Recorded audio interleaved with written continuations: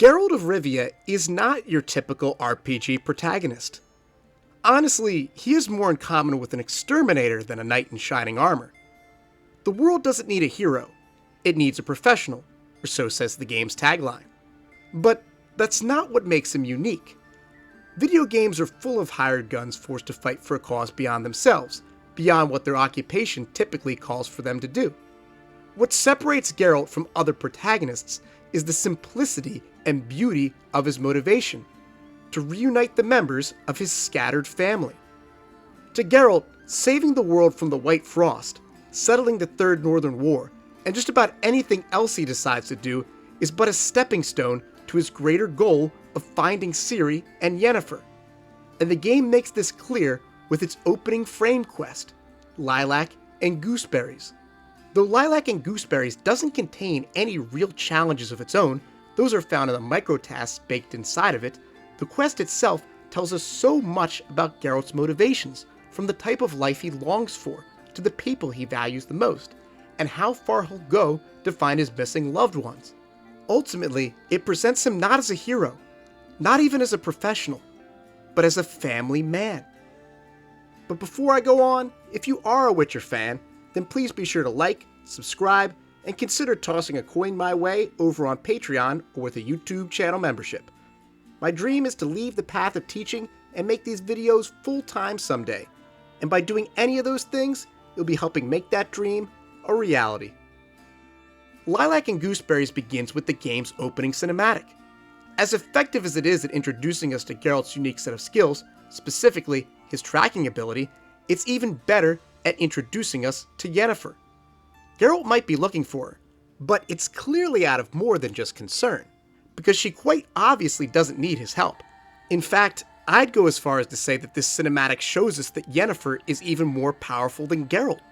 The White Wolf can take down a ton of jabronis with his steel sword, but eventually, even at his best, numbers will overwhelm him. Our raven-haired sorceress, on the other hand, is capable of obliterating entire regiments with her magic. It says a lot about the strength of magic in this universe, and the nature of Geralt's mission as well. If it wasn't clear from the opening cinematic that Geralt's search for Yennefer isn't purely out of concern, then the dream that follows hammers this point home. This dream, as sardonic and unrealistic as it is, shows life as Geralt wants it to be. And honestly, this would be a pretty wonderful life.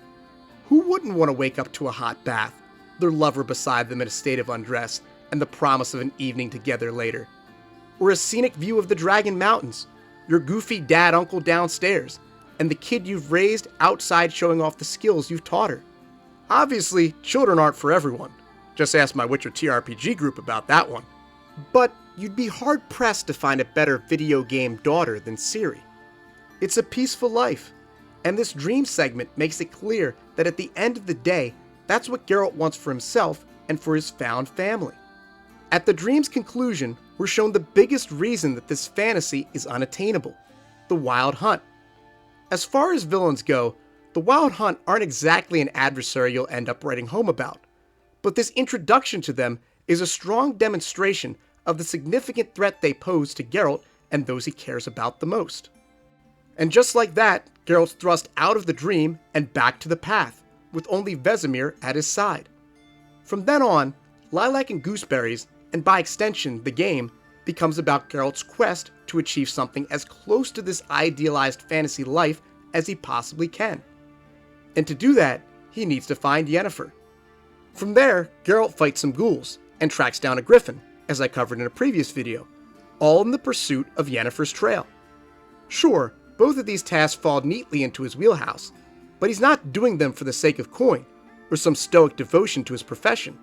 Even if your Geralt likes the Witcher life, as he can tell Regis in the Blood and Wine DLC, the real reason he takes on a winged beast 3 times his size is because it's the only way to find out where Yennefer went.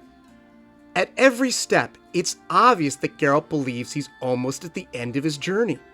Before the ghouls attack, he can tell Vesemir that he thought when he found Yennefer, things would quiet down for a while. And before the griffin swoops into the scene, he'll voice his intention to bring her back to Kaer Morhen for the winter. They're small but beautiful moments that remind us, no matter how far removed things might appear to be from the main plot, that all of this, every swing of the sword and side quest is in service to finding his long-lost love. But it's when he finds that long-lost love that things get really interesting. After completing the contract on the Griffin and going through all that work to track down Yennefer, it's Yennefer who finds Geralt. Another brilliant way of displaying her character and agency by the developers. Right away, what Geralt wants is for things to slow down, to catch up with her, to spend time with her, to take her back to Kaer Morhen, and live a life as close to his dream as he possibly can. But Yennefer makes it clear that such a fantasy isn't in the cards. At least not yet, anyway. They have another mission to undertake, one that she assures him will explain her sudden and surprising alliance with the Nilfgaardians.